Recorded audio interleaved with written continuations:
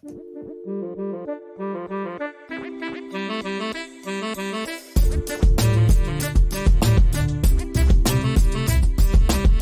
everyone, Scott Hansen here from NFL Red Zone. I hope you're checking out 1 hour of 5 Yard Rush, one of the best podcasts on NFL football in the UK.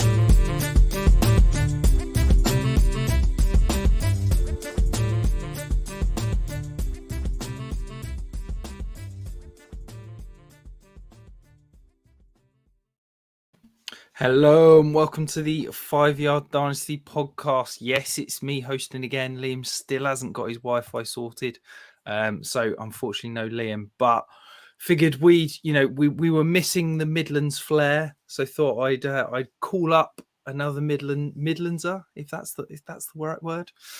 So today I'm joined by the fantastic Paul Picken. You may know him as the co-host of the Wildcard Rewind show, or he's been dabbling as a Dynasty writer for us at 5 Yard Rush this year. Paul, doing it for the Midlands. How you doing? So I'm really good.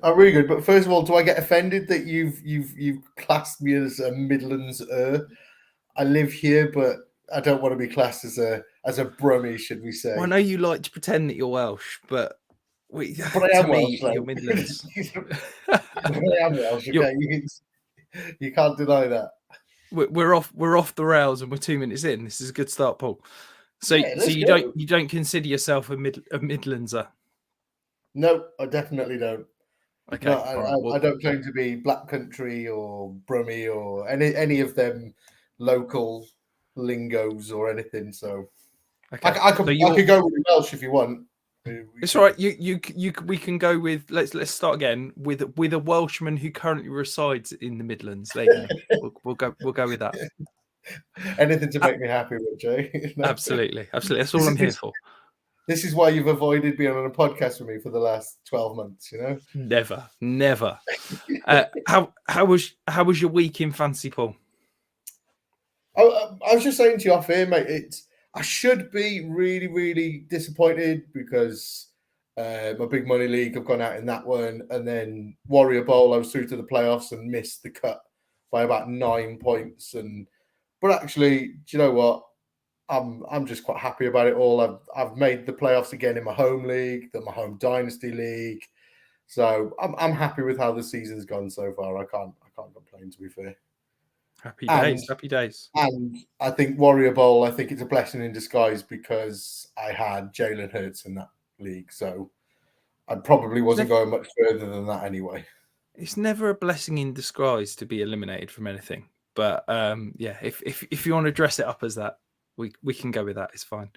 My week was I had an incredible week in 3 leagues.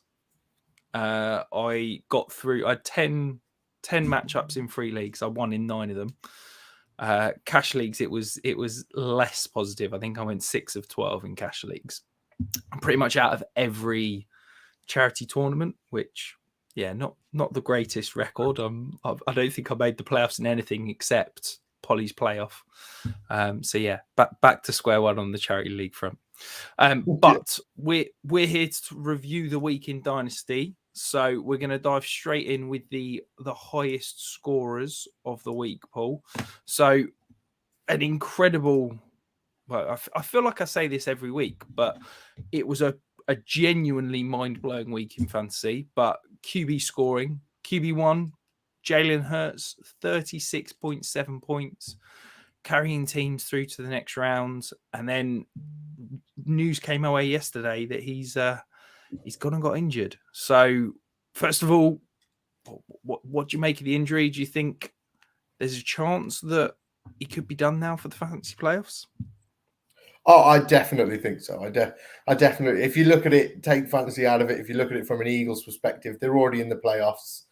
I don't think I don't think they're going to risk him further injuring. They'd rather have him back healthy for the playoffs for themselves. So I kind of feel going into the semi-finals in the fantasy playoffs, I kind of think you're going to have to pivot away from Jalen Hurts.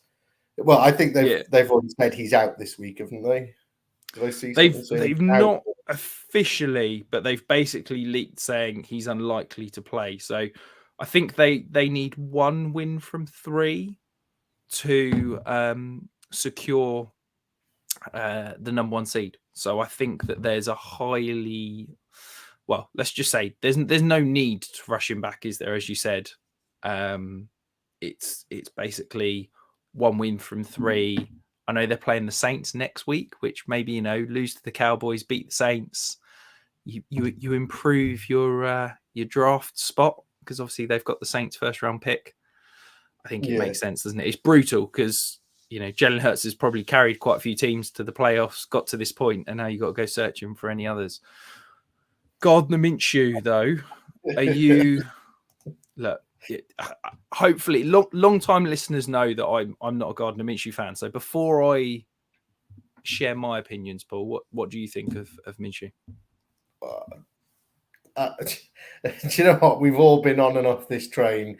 Gardner Minshew turned up. He's done stuff. He hasn't done stuff. So I don't know. I think you'd have to be in a really, really bad place to be starting Gardner Minshew in your semi-finals. There will be teams that do it.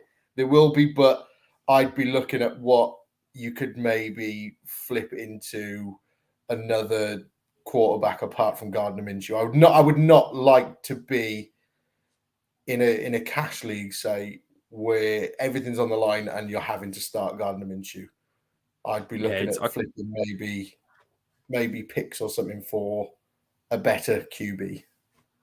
Yeah, it's tough. I've not finalised my ranks for this week, but I can't imagine he's going to be in the top 25, top 26, something like that. I did have one league. I've just been eliminated from it, thankfully. But I had, going into the playoffs, I had Lamar Jackson, Kyler, and Jalen Hurts as my QBs. And I rolled last week with just the one QB in Jalen Hurts, and obviously he's now injured. So, yeah, I'm not sure what I'd have done, quite frankly, if I'd have got through, because I don't like selling low because of an injury. So I think I probably would have just stayed stubborn and picked up someone off the waiver wire. But we'll move on. So they're running out the top 3. So Josh Allen had another fine week. Obviously that Saturday night snowstorm with 35.9 points. And then Kirk Cousins had maybe the most Jekyll and Hyde performance I think I've ever seen, in terms of a first half where everything went wrong, and then a second half where nothing went wrong. And I think he set the record for most passing yards in a half of over 400. He finished with 34.4 fantasy points. Over at running back, so fantasy Twitter was ablaze this morning with people reminding me that Jerick McKinnon is everything that people thought Clyde Edwards-Helaire was going to be. Paul, he finished with 34.2 points. As a noted CEH lover, what do you make of the McKinnon performance? Thanks for reminding me that I'm a noted CEH lover. I'm going to bring it up every time I talk to you. Don't you worry. I really appreciate that. I need to get off that train now, don't I? But Jerick McKinnon he's come from nowhere, really, because I remember a few weeks ago it was all about Pacheco, wasn't it? And everyone was like, "Oh, he's going to be the guy," and Jerick McKinnon's they seem to just be trusting him with the ball, and obviously you trust the guy with the hot hand, and he's the one with the hot hand at the moment, and I think he's doing really well, and he's definitely somebody I'd be, if I was struggling at running back, he's definitely a buy low candidate for me. I think he's going to be cheap. Yeah, I've had like this long love affair with Jerick McKinnon. I think when he was a Viking, he was like the most athletic running back ever in terms of his kind of combine measurables and things like that. And I sort of fell in love, and I was like, oh. And then Cole Shanahan threw a load of money at him, and he went to the 49ers, and I was like, oh my God, Jerick McKinnon's going to be incredible. Bought loads of Dynasty shares. And then he just was constantly injured, and it was like, oh, okay, he's never going to be anything. And it's, obviously he showed flashes in the playoffs the last couple of years with the Chiefs, and it's like, this is what I'd hoped he was going to be 7-8 years ago, whatever it was. But I really like the point. I think that he's never going to be a true bell cow. I think if you're expecting him to get 15, 16 carries, you're going to be sorely disappointed. But if he can be a guy that can get 5, 6, 7 targets in a game, yes, he's going to be game script dependent, but over these next 2 weeks, he's probably going to be useful. If you're looking at him thinking you're going to get anything out of him in 2023, I'd probably avoid that. But I think if you were saying that you're going to get RB2 production from him in these next 2 weeks, to me, that's worth at least a third, if not 2/3. And I'd potentially pay maybe a really late second if I think I've got a big hole there. So yeah, I think it's a competent dynasty buy. I think in terms of the running back landscape, it's pretty grim for those cheap, RB2s that you can plug and play. So yeah, I like the suggestion. I think it's definitely a guy to go and buy at the moment. Rounding out the position, we had Dalvin Cook with 27 points and Derrick Henry with 26.3. Over at wide receiver, so we're talking about journeymen who are in their third homes. We're back with another one. So Zay Jones, 34.9 points, 3 touchdowns. Looked uncoverable. What did you make of Zay, Paul? Do you know what? I nearly put this guy as my player of the week because it was incredible to see. But actually, if you look into his numbers, I think he only got 6. Like he had 6 targets, 5 receptions, wasn't it? So it's just one of them where you're a bit like, "Ooh, there's a lot of luck with this one." Oh, sorry, he had 8 targets, 6 receptions. So 3 of them receptions that he got were for touchdowns. I think there's a lot of luck in here, but he's definitely somebody that I quite like as like going forward as my wide receiver 2, maybe wide receiver 3 in my team, alongside that Trevor Lawrence, and they're going to be together for the next couple of years. I think if they start connecting in this way quite frequent, it's somebody I definitely want some form of shares in. I don't think I've got any shares of Zay Jones at the moment, to be honest. So yeah, I think it's an interesting one, isn't it? Because he's under contract. Obviously, the Jaguars went and spent, well, quite frankly, over the odds to go and bring him and Christian Kirk in the offseason. They've then gone and traded what I think is going to amount to be a second-round pick for Calvin Ridley. But let's be honest, it could be anything from a second to a fifth. So it's really interesting to see what it's going to be moving forward. I think that next year, we can almost expect Zay Jones is going to be that outside receiver. He's probably going to profile as a traditional X. Calvin Ridley is the prototypical Z or Z. And then Christian Kirk will fit in that slot role. So it's quite a nice 3 receiver set that you've got there. Yes, they're probably lacking that elite kind of deep threat, but I guess moving Christian Kirk purely into the slot, that's what they're hoping he will be.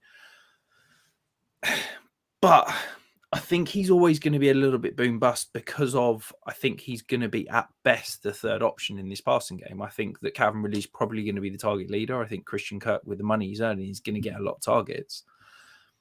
So I wonder is Zay Jones falling into that category of he's better for best ball kind of thing. Looking ahead to next year, I think definitely the next 2 weeks. I think with the way Trevor Lawrence is playing at the moment, you've got to feel confident starting him. But I just worry that whilst he's probably going to look all right on those season end stats, I don't know if I'm going to feel comfortable week in, week out, just because I think he's probably going to be the third mouth to feed, and that leads to kind of that boom bust nature. A bit like your MVS role. Probably a little bit more volume and a little bit less touchdowns. I mean, MVS, I hyped MVS, hold my hands up, I hyped MVS massively in the offseason. He's certainly not produced, so I'll hold the L on that one. But yeah, I just think he's more like is it bad if I say Matt Collins? Where, Matt Collins has had a couple of weeks where he's had like 7-8 targets, caught a touchdown. I wouldn't be surprised if Zay Jones is seeing 5 targets every week, but I think that there might be, a couple of 3 for 30s. And if you're starting him as your wide receiver 3 or a flex play, that's disappointing, isn't it? But then he could equally have games like today where he catches 6 catches and 3 of them go for touchdowns. I think he's just going to be a bit up and down. He's never going to be someone that you plug and play and feel particularly comfortable with it, if that makes sense. Yeah. So rounding out the position, we had two Minnesota Vikings. KJ Osborne finished second with 31.7 points. And then Justin Jefferson third with 30.3. Diving across to the tight ends, leading the way, we had a bounce-back game for George Kittle, 25.3 points. Felt like George Kittle had forgot that he was, a receiving weapon and was essentially just not wanting to produce from a fantasy standpoint. What are you confident that Paul, that George Kittle can be something and get back to that fantasy star that we hoped and are used to expecting him? I really hope so. Because I have a lot of George Kittle. I bought into that a couple of years ago, and I have a lot of shares of George Kittle. So I'd very much like him to come back to it. I see. A couple of years ago, I think we were putting him up there with the elite. You know, we were up there with your Mark Andrews, your Kelseys. I don't think he's up there anymore for me. I think you've got three tight ends that are massively distant from anywhere else. A big like step in tiers there, and I'd say George Kittle is in my second tier with what's his name, TJ Hawkinson and Darren Waller. That sort of Dallas Goedert, that tier for me.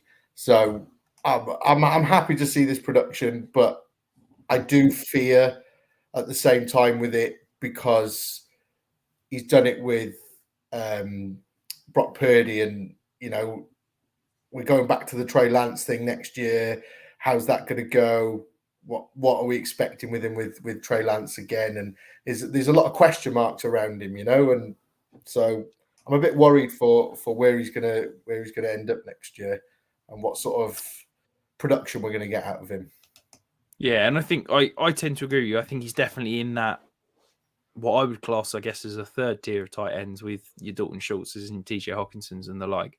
I think the interesting note for me that I sort of came across is that he's blocking at a career low rate in terms of pass pro. So traditionally in his career, he's been kept in to block on about 14% of pass attempts. So for reference, that's normally about the top of the league. So at the moment, Tyler Higbee's leading kind of fantasy relevant tight ends at 16.4%. George Kittle's down at 6.9% this year. So he's basically getting the opportunity to get out on routes far more often than he ever has in his career. I wonder if part of that is that helping him stay healthy. I wonder if, he is still a cheat code. He is still an elite tight end. And I almost wonder if the 49ers are saying, look, George, we love you. You're fantastic. Just be fit for the playoffs. And I kind of wonder if they've almost managed him a little bit more this year so that hopefully they can unleash him down the stretch and into the playoffs. And maybe this is the start of, I want to say, the run 4 or 5 years ago where it got to like week 14 and I think his week 15, 16, 17 were like the highest fantasy points from a tight end ever. I'm not saying that's going to happen, but I'd love it if it did. I think it's definitely interesting that he stayed healthier this year, and it's been because he's just on the face of it blocking significantly less. Rounding out the tight end position, we had Juwan Johnson, a couple of touchdowns, 22.7 points. And then the return of Dawson Knox, who feels like he's been the lesser spotted Dawson Knox recently. He scored 21.8. So significant news. There's a couple of injuries, but we've already touched on Jalen Hurts. So we're going to touch on the other big injury. So we're going to skip over that and dive straight into the Dynasty stock market, Paul. So big risers this week. So my first riser, I've gone Trevor Lawrence. I feel like I've talked about Trevor Lawrence for about the last month and a half. Tried to get the hype going. And I think a win against the Cowboys has finally started that. Do you now think that Trevor Lawrence has entered that kind of elite tier of quarterbacks? Do you think he's in that sort of top 7, top 8 now moving forward, Paul? He's definitely there or thereabouts for me. I was just trying to bring up what my dynasty rank where I had him last year because I was quite high. I remember putting my rankings out and a lot of people said, "Oh, why have you got Trevor Lawrence that high?" So I got him at 11 at the start of this season, and I'm just looking at that now, there's 3 that I could move him ahead of right now, and that's Trey Lance, Aaron Rodgers, and Matthew Stafford I had above him. So yeah, he's looking at that just straight off now. I could move him up to 8 straight away. So yeah, he's up there with the elite. I think I'm all aboard. All aboard. Yeah, I think that, you know, the talent has always been there. The situation has always been questionable. But for me, it's his ability to, I think he's a top 4, top 5 passer in the league already. I think his ability to manipulate defenders, and particularly in that sort of intermediate area of the field, his anticipation throws are mind-blowing. And I think that, yeah, he's been up there for me for the last couple of weeks. I feel like I've been trying to build the hype, and I think that now it's going to catch up. So he's QB 11 in December ADP from DLF. He's my QB 8, so I've moved him ahead of Deshaun Watson. I've moved him ahead of Dak. He's ahead of Kyler and ahead of Tua, Trey Lance. So he's now in a tier with Lamar Jackson, Joe Burrow, Justin Herbert, and Justin Fields. So he's in that second tier for me. So I think, look, if you've got him, great. I said it 2 weeks ago. This is probably your last time to buy. I reckon you might have maybe a couple more days to go and buy. The price is more expensive, but I really think that once we hit the off season, you know, it's almost like Justin Herbert had that amazing breakout year last year from fantasy production where he finished, I think it was the QB3. And it sort of took a couple of weeks. And then people were like, oh, yeah, Justin Herbert's a top 3 dynasty quarterback. And I don't think Trevor Lawrence is going to break into that Allen Mahomes Hurts tier.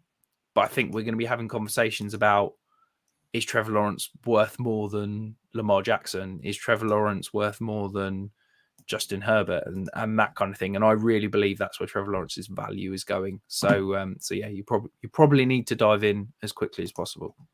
Yeah, he's definitely becoming a sell candidate, though, isn't he? He's at the moment he's your buy, but as soon as that off season comes, I'd be selling him then because the price is just going to be through the roof. You know, same, and we've seen it so many times before. Like you said with Herbert, you know, if you'd have sold him in the off season, you know what I mean. You could have got 3 firsts for him and that was, you know, I've seen people rank him number 2 behind Josh Allen, you know, and you couldn't have bought him for anything less than 3 firsts. So Trevor Lawrence, if the hype's gonna get real and people are going to turn him, then all of a sudden, in my opinion, he turns into a sell candidate then, and flip him. Yeah, I think it's a great point. I think if he gets into that top tier alongside Allen Mahomes and Jalen Hurts, then yeah, I'm absolutely selling him at that price. If he settles in as that second tier along with, you know, those guys I mentioned, then yeah, I think I'd probably hold him at that. But it'll be certainly interesting to see what his value looks like over the coming weeks and months, because, you know, since week 6 he's the QB6. I think he's the QB7 season long. It's basically, once you're a sophomore that's, you know, was hyped as the best QB prospect since Andrew Luck or whatever you want to call it, and he's now producing in his second year. And let's not forget, the Jags haven't exactly put much around him. You know, we've got Calvin Ridley coming next year. I wouldn't be shocked if they didn't add another weapon. We could see some real kind of great strides from a fantasy production standpoint. So the next big riser, Paul. So J.K. Dobbins, he currently leads the league in rushing yards over the last 2 weeks. He's got some fantastic matchups coming up. Is this the start of J.K. Dobbins coming back and the start of a potential incredible playoff run? I feel that J.K. Dobbins is a bit of your running back crush, isn't he? Really, definitely. I think there's a lot of hype. I'm maybe not on board the same way you are. I still think if I'm honest, I don't think he's 100% yet. I still think he could be more. He could and I think maybe he's going to need that off season just to get back to 100%. He's probably functioning about 85, 90%, but I still think he could be more. So, But if he's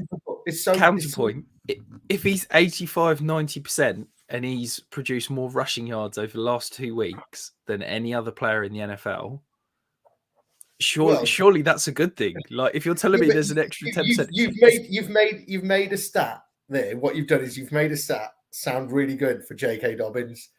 You know what I mean? Should we talk about 4 weeks? Should we talk about 4 weeks? Is he the rushing leader over 4 weeks? No, but he's only played the last 2 weeks, so let's what I mean. Credit. And Jonathan Taylor's been out injured for one of them, and Ramondre Stevenson missed last week and came back this week. There's so many variables to it, but because you're in love, you're going to make it seem how you wanted to seem. But I don't know. I like J.K. Dobbins, and I do have a couple of shares in J.K. Dobbins, and I want J.K. Dobbins to be awesome. And that Ravens team is all about the run game. So, you do want a running back at the Ravens team the same way you want one in a 49ers team and stuff like that. But I don't know. He still needs to convince me. Well, maybe this is just because you sold him to me in one of our leagues about 6 weeks ago. So maybe you're just holding. When you knocked out of that league this week? Yeah. I was. Oh yeah, so that's an even better pick as well now. So yeah. Okay. But don't forget though, I did make the playoffs, unlike yourself. So yeah. I didn't want to make the playoffs, mate. We'll move on to the final riser. So kind of a sneaky riser, I think, these last couple of weeks. So James Cook started to see a little bit more of a share in the Buffalo backfield. I think I was impressed with Buffalo on Saturday, their ability to actually rush the ball. It feels like it's the simple things that they've not been able to do for the last 2 years. And, when teams are sticking that too high shell, trying to force the Bills to run the ball, they've never been able to. But it feels like the last few weeks they've started to. And I think James Cook is a big part of that.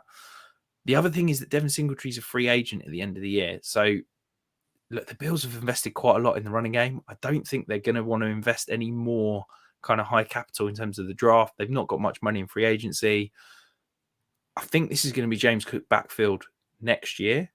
So is now a sneaky time to go and grab before the price potentially goes up again? Do you think that I'm getting kind of cart before the horse and getting a little bit too excited about him? What do you reckon, Paul? So he's been very up and down, hasn't he? He came into this season and there was so much hype around him, and then he didn't really do much the first 5 weeks, and then he came up, and then it was like, oh, he's doing what he needs, and then he went back down and stuff. But no, I think you're perfectly on point with the fact that it's going to be his backfield next season. I think Devin Singletary's, if they keep him, he's going to be cheap. You know what I mean? He's going to be really cheap, and I can see them doing it though. I can see him going, oh yeah, I'll come and play for a really, really small amount because he knows he's not going to get signed anywhere else. But I think James Cook is the future there. I think worst case scenario with James Cook, he's a 1A. I think that he's never going to be a true bell cow, 300 plus touches in a season. I think he needs a complementary piece.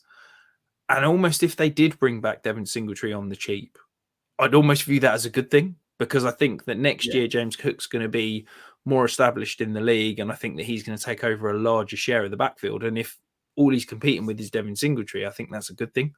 I think if Devin Singletary leaves and they go and bring in, whether it be in the draft or what little money they've got in free agency, to bring in somebody potentially better than Devin Singletary, that would almost be a detriment to James Cook. But I really do think I'd be shocked with the potential holes they've got in the offensive line, with potentially still some question marks in an aging secondary. Jordan Poyer and Micah Hyde have obviously battled injuries all year, and maybe they need to spend some capital there.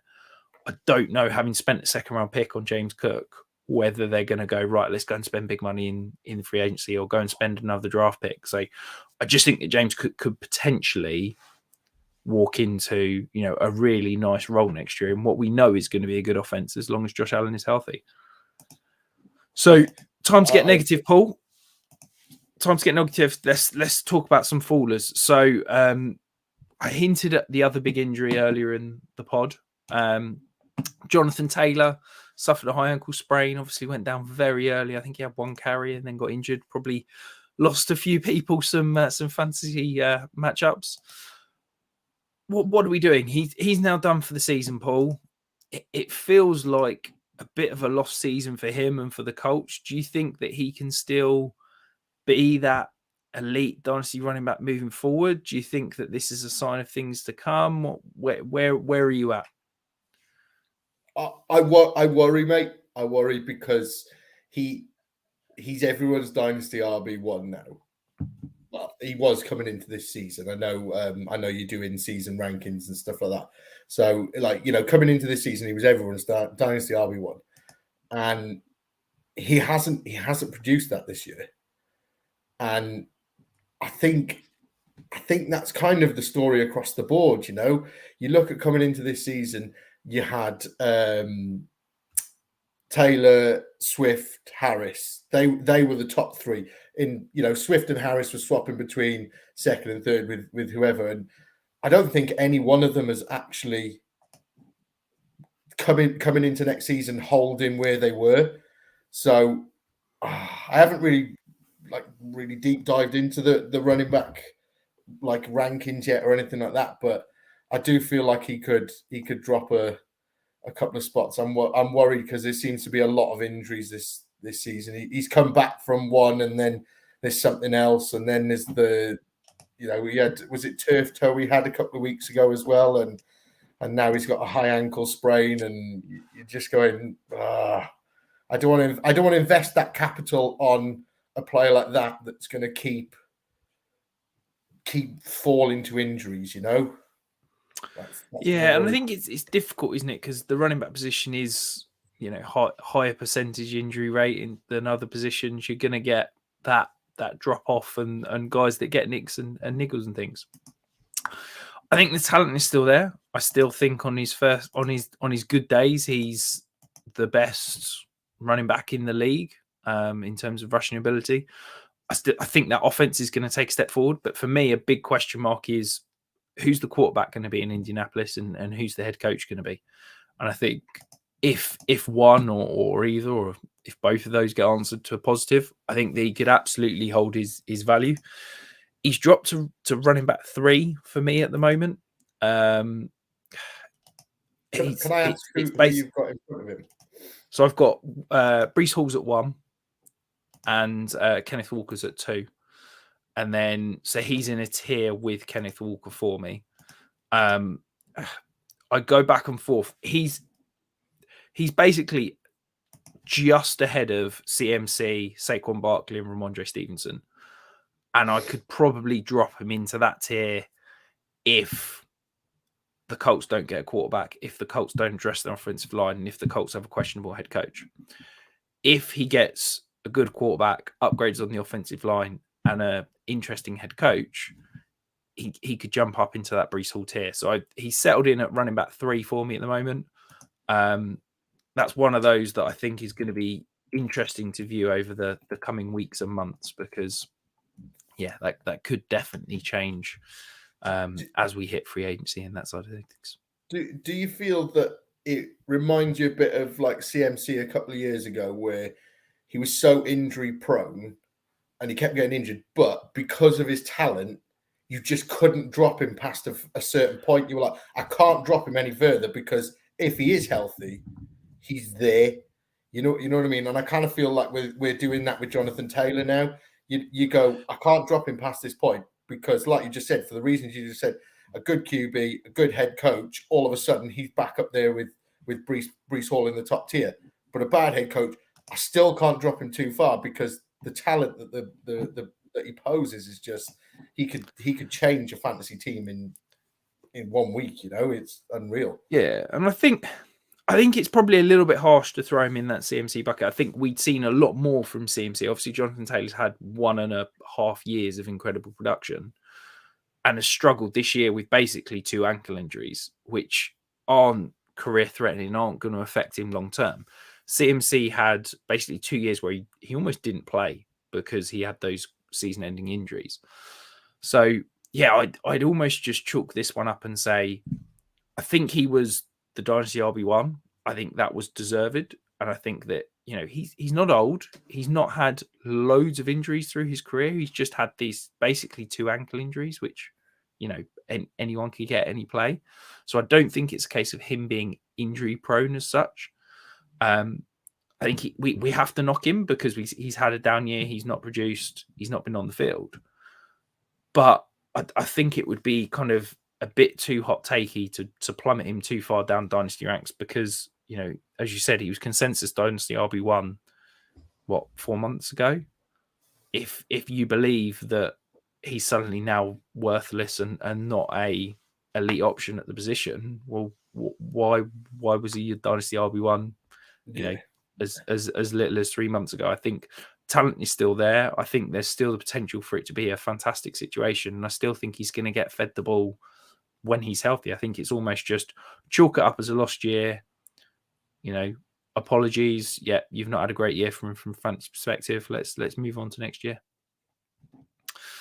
Yeah. So the other faller, so Miles Sanders certainly killed me in a few places. I think I saw anything between minus a point to maybe 0.9 points in some leagues, depending on your scoring format. Look, if you're rostering Miles Sanders, you're probably out the playoffs. Okay, if you've managed to scrape through, I don't think you're going to be comfortable starting him now. Gardner Minshew is potentially the quarterback. He is a free agent at the end of the season in what is looking like potentially one of the best free agent running back classes ever. We have also got a rookie running back class that is looking like one of the potentially best ever. Is Miles Sanders done as a fantasy relevant weekly starter? What do you think? So can I just flip something to look at it a different way? Do you not think that Miles Sanders may be a guy that you could start with Gardner Minshew being at QB? Because Jalen Hurts would scramble out of the pocket, do whatever he needs to do, and rush the ball. Gardner Minshew's not going to be at that level. So is Gardner Minshew going to rely on a running back to, dump the ball off to or rush the ball or anything like that? So do we think that Miles Sanders maybe gets a bit of a boost because Gardner Minshew's coming in? I don't know. I'm just trying to flip it and look from a different angle. But yeah, this is the age-old debate, isn't it? Is that running backs with rushing quarterback see an increase in efficiency. Okay. However, they see a decrease in volume. So it's like, yes, he will probably see more rushing attempts in a game with Gardner Minshew, more check down opportunities in the passing game. However, he will probably see a reduction in terms of his efficiency because he's not got that mobile quarterback that needs to be accounted for in the run game. Yeah. So I don't know. I've got plenty of Miles Sanders shares. I don't know if I feel comfortable starting him this week after what he did last week with an Eagles team that might just say, you know what? We've kind of already got the number 1 seed locked up. Yes, we need one more win. Yes, it's the Cowboys. Why don't we just check out this week, get everybody healthy, and we can look on to next week against the Saints or something like that. Like, it might be that the Eagles are saying, you know what, let's go and smash the Cowboys. Let's win the division. Let's secure the number 1 seed, and then we can have 2 weeks off. I don't know. I just don't think I'm comfortable with Miles Sanders over the next 2 weeks. And then what I'm saying is where's his dynasty value going to go in the offseason? Because there's so many good free agent running backs. There's so many good rookie running backs. There's not many landing spots where he's going to be, essentially the lead back, which is what he is in Philadelphia at the moment. So I think I'd sell Miles Sanders now for pretty much any second round pick if you can get it.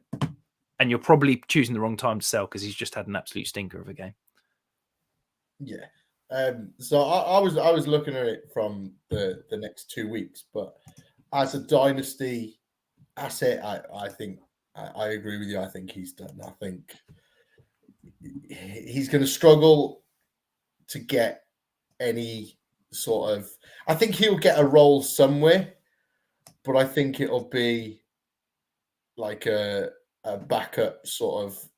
I don't know, kind of a bit like Naheem Hines. Like he'll come in for some maybe trick plays or catch a ball at some point or something like that. But I don't think he's going to hold any value to anyone as a week in, week out starting running back going forward. Yeah, I think that's kind of where I am. Like, I'd take James Cook straight up for him. I'd probably take someone like Elijah Mitchell for him, which I know, you're in love with Elijah Mitchell, so you'd probably do that. But that's the level of guy that I'd happily take for him. I'd take Isaiah Pacheco straight up for him. I'd absolutely smash Khalil Herbert straight up for him. That's the kind of value range I'm in, which is a long way away from where Miles Sanders was for me kind of 2-3 weeks ago, because I thought there was potential that the Eagles might keep him, that he's going to have, a really nice playoff run, and it's not paid out like that. So, yeah, a little bit disappointed. It's also difficult on the week where you don't score many points. Your QB has 3 rushing touchdowns, Well, this is it, isn't it? Are we having this conversation if Miles Sanders gets one of those touchdowns? Do you know what I mean? It shows you how fickle we are sometimes in Dynasty. Yeah. Right. Moving across to the players of the week, Paul. So I'm going to let you, as the guest, go first because I'm such a nice gent. So who is your player of the week, Paul?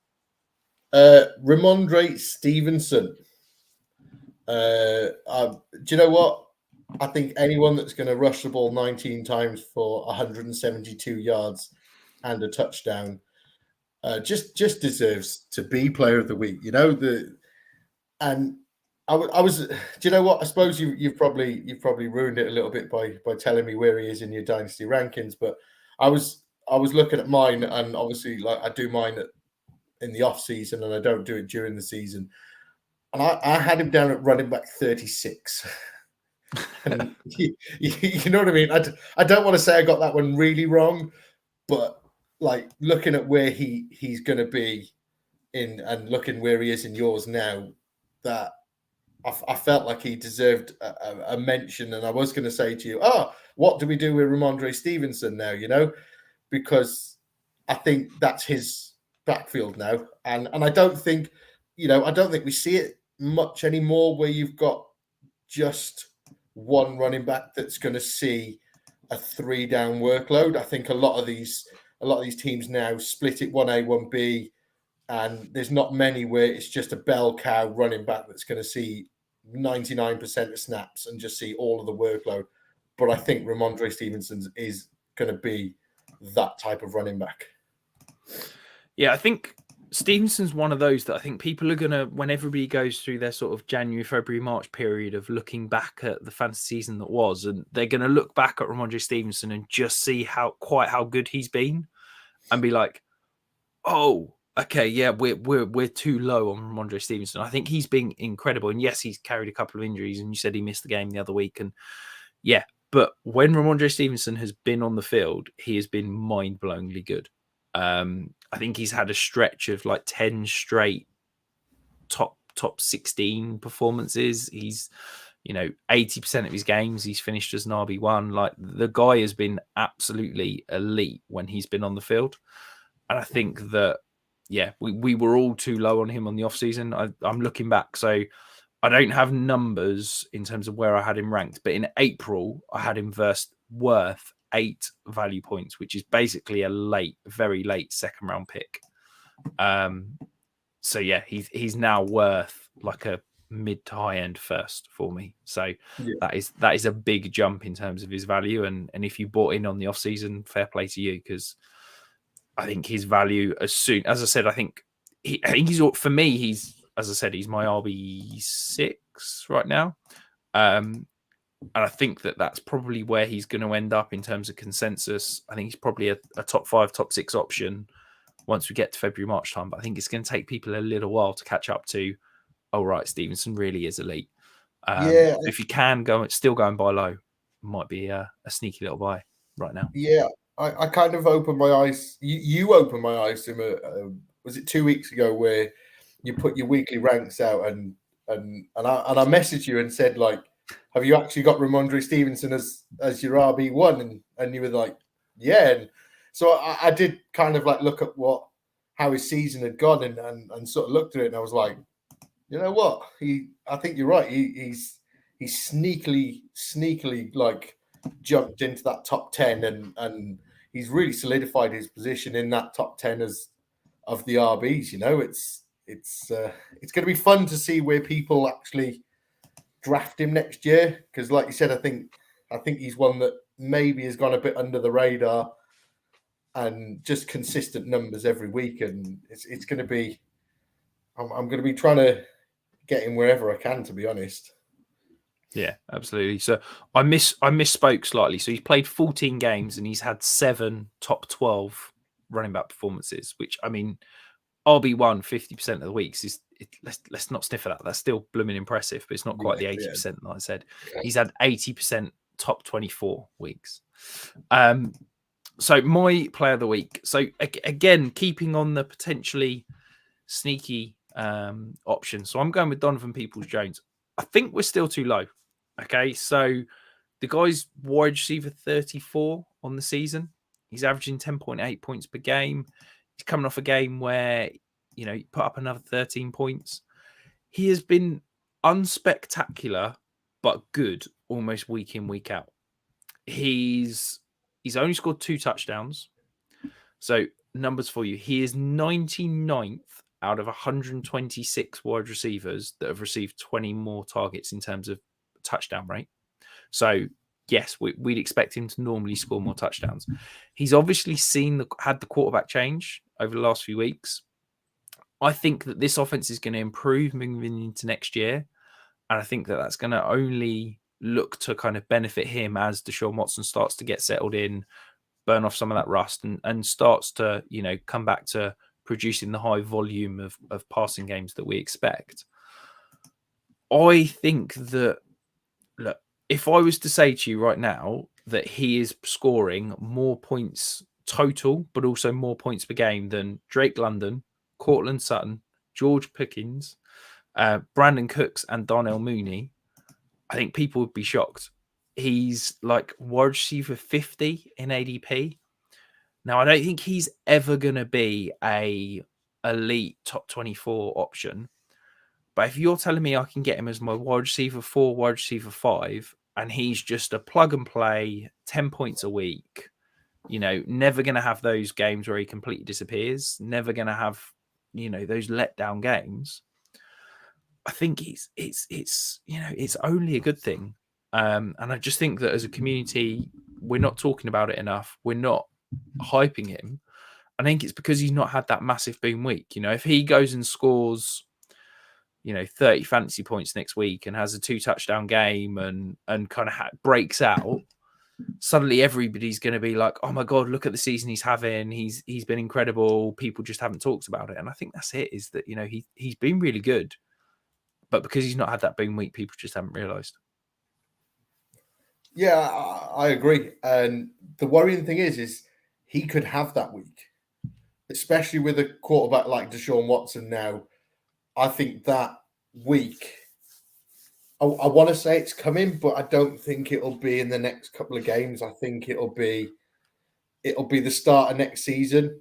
And I think he's maybe somebody that if you could draft, like you said, as your wide receiver 4 or 5, I think you'll be rubbing your hands together, because he's what, like is he the second wide receiver there? So there's Amari Cooper, then there's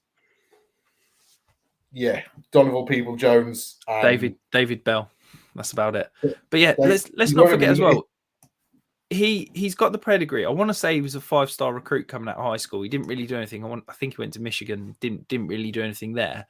But he's 23 years old as well. He's going to be a free agent after next year, so he's going to be in a contract year next year. And I think that he could easily be a guy that produces next year, and then maybe you can look to sell on for a profit. I don't think he's ever going to be a cornerstone you're looking to build your dynasty franchise around, but you can probably get him for what, 2/3 right now? Maybe have to pay a late second, but I honestly think his value is low, and you can go and kind of sneak him away. Yeah, I think 2/3 is a reasonable price to pay for him now. Well, there you go. With Deshaun Watson as well as your QB, anything can happen next year with them too. Anything. Yeah, we could get accused of some sort of misdemeanor, and they need another quarterback next year. Who knows? Stranger things have happened. So again, you know. Oh, exactly, yeah. So we're going to dive into the mailbag. We've got quite a few questions this week, Paul. So obviously we sent out the alarm and everybody knew that you were coming on and thought, right, let's give Paul some good questions. So thank you very much for those that have. So first one is Martin, otherwise known as Lucky Fantasy Guy. So he says, Paul, who are some league winners to trade for that won't break the bank? So I actually looked, and I think I've got potentially somebody for each position here. Nice. So at QB, I went for Tom Brady. I went, do you know what? He's going to be quite a cheap. You could probably get him for a third at the moment because the uncertainty with his career. I think somebody would go, yeah, do you know what? I'll take a third for it. And he plays Arizona in week 16 and Carolina Panthers in week 17. So both matchups I kind of like him to step up. Running back, I put McKinnon or Pacheco, either one of them. I think the Chiefs have got Denver and then Seattle. So I thought if you could flip for one of them, I'd be quite happy. Now my wide receiver is probably a bit out there and one that nobody's really looking at. But that's Isaiah Hodgins for the New York Giants. I think you could get him really cheap. And the Giants have got the Vikings and the Colts. And there's nobody to catch the ball in the Giants offense. So if you know what I mean, if he could go and get you a touchdown and you could I don't know, give up a third for him. You know, if you're in a deeper league, maybe a fourth. I don't think anyone's really looking at Isaiah Hodgins at the moment. And at tight end, I went for Noah Fant. I think Noah Fant has done quite well, and they play the Chiefs in week 16, and then in week 17 they play the Jets.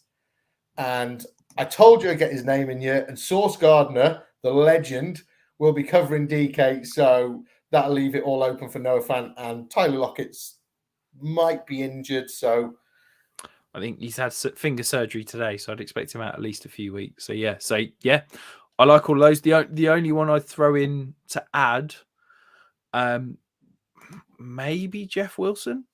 I know Raheem Mostert's just had a fantastic week. I still think this is going to be Jeff Wilson's backfield, potentially back this week. The owner's probably less confident on him moving forward because we've just seen Raheem Mostert have a good game. So I reckon that you could probably steal Jeff Wilson away cheap, but you've got to have some strong guts to go and make that move because, as I said, it could be that he sits there, does nothing, and Raheem Mostert is the lead back next week. So I've got 4 more questions for you, Paul. We're going to fire through these slightly quick round. So these are from Mace, who used to write for us, doing incredible work on the IDP world. If you love IDP and you're not following him, go and follow him. He is at CaliKing49er17. So, Paul, what are we doing with the Lions backfield in Dynasty? I'm a Swift believer. So okay, you're still buying Swift. What are you doing with Jamal Williams? I think we've seen a reality this week. I think you only ended up with 3 points. I think without a touchdown, he's nothing. I think he's kind of a risky play. If he gets a touchdown, he's worth it. If he doesn't get a touchdown, he's not worth playing. Yeah, so I tend to believe, I think Jamal Williams was the biggest sell in all of Dynasty a couple of weeks ago. I think if you can get a second round pick for him, absolutely. He's a free agent at the end of the year. Who knows where he's going to end up? I think Swift, he's a really interesting buy candidate. As I said, Jamal Williams is a free agent. I still believe in the talent. I still believe in that offensive line. I think it's going to be fantastic next year. I think this offense is going to take another step forward next year. And I think DeAndre Swift's going to be a big part of that. But you've got to have. We talked about having strong guts. You've got to have a strong stomach to go and buy him. I mean, he's still my RB9, so I've still got him as an RB1.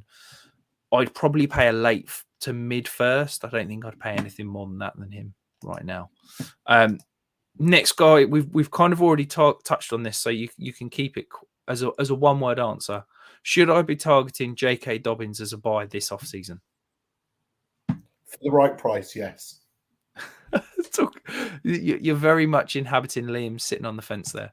I think, my opinion, Mace, I think it's not sitting on the fence, that one, is it? If somebody offers you the right price for J.K. Dobbins, you're going to buy him. If somebody says, I want 2 firsts for him, you're going to go, don't want him, mate. You know what I mean? I'm winding you up, Paul. I think, Mace, if you're waiting till the off season, it's too late. I think if you want to buy him, you need to buy him now, because I really believe he's going to have a good couple of weeks. How valuable are second round selections during draft season? You got any thoughts on this one? Do you want to take this one, Rich? Because I don't really know much about next year's rookie class, and when it comes to valuing everything, and I normally am on your survival kit looking at your values and stuff. So I'd just be literally sitting here going, oh yeah, my mate's got them at this, so you take this one, Rich. I think that they're always criminally underrated. I think that they're kind of forgotten about, and people are willing to throw them around like they're candy. And I think that actually they've got some really good value, and I think that value will only increase as we approach the draft. I think once you get into the draft, everybody has a prospect that they fall in love with, that they want to overdraft, and that's where those second round picks come in. So yeah, if I think they're valuable now, but they're only going to be more valuable as we get towards that draft date, as we get towards the combine. So I'd be holding them right now. If you can acquire them on the cheap, go for it. But I also think this class is particularly deep. So those second round picks, I've mentioned it a few times. I think once you get 4 or 5 quarterbacks that could potentially go in the first round, that pushes down talent. If we this last off season, let's take for example, so Chris Olave, who else do you want to throw in there? Jameson Williams, they were kind of mid first round picks. That was because we only had 1 quarterback. If you'd have thrown in 4 quarterbacks, Chris Olave is suddenly a late first, early second round pick rather than a mid first round pick. And that's what I'm expecting is going to happen this year. I think that the wide receiver talent and the wide receiver potential from this class is similar to last year. I think that the running back is, I think the top end, I think Bijan and the top 2 are going to be similar to a Breece Hall and a Kenneth Walker. But I think that second tier is going to actually exist this year, whereas I think last year it didn't. I think that the quarterback room is going to be miles different from last year. I think there's going to be 4 or 5 first rounders, whereas obviously last year we only had Kenny Pickett. So that was a really long-winded answer. For a quick one. So we'll round out on this one, Paul. Any players in this year's draft that you're excited for in particular? Bijan Robinson, but that's a chalky answer. So is it Jordan Addison, the wide receiver? Yeah. I'm quite excited to see how he shapes out. So I'm very, very excited about Anthony Richardson. I've watched 3 games. I need to watch more. I basically am looking at him and saying, do I think his range, what's his range of outcomes? And I think that his ceiling is overall Dynasty QB1. Now, I think that's we're talking 5% chance that he gets there. But I honestly think his combination of arm talent and rushing potential could be unbelievable. And I think people aren't willing to talk about that at the moment. So, yeah, I'm really intrigued to see how he does in the pre-draft process, how we see him combine. I think of him in a similar way. This time last year, we were talking about Malik Willis as being a, potential to break fantasy. And obviously it didn't work out. He didn't go in the first round. I think that his throwing ability and arm talent isn't quite where it needs to be. And I think that Anthony Richardson could be thrown in that category of, I think there's probably like a 60%. If I was to give you some numbers, I reckon 60% chance he fails and is never a reliable fantasy starter. I reckon there's like 10% chance he's a QB2. I reckon there's like 30% chance that he's a QB1. And I honestly think there's like a 5-10% chance that he is a complete elite tier 1 quarterback in terms of fantasy production. So, yeah, I was trying to do the maths in my head. I think that adds up to 100%. 110%. Is it? Well, I was always told give 110%, Paul. So I'm happy to leave it on that. Brilliant. Before you go, Paul, remind everyone where can the lovely people find you? And is there anything that you're working on at the moment that you'd like to plug? So that's me on Twitter there, at Paul_Picken, or at Wildcard Rewind, where we do a weekly recap or rewind show do that alongside Mags from the Hot Seat and Hannah Rowland, who I believe writes for the redraft side of 5 Yard as well. But yeah, come and find us all there. No, or my work at 5 Yard Dynasty. Superb work on the Rewind show. I've thoroughly enjoyed it so far this year. And best of luck in your playoff semi-finals. Hopefully, Liam and I should be back next week, provided Liam gets some Wi-Fi sorted. But best of luck, and we will see you very soon.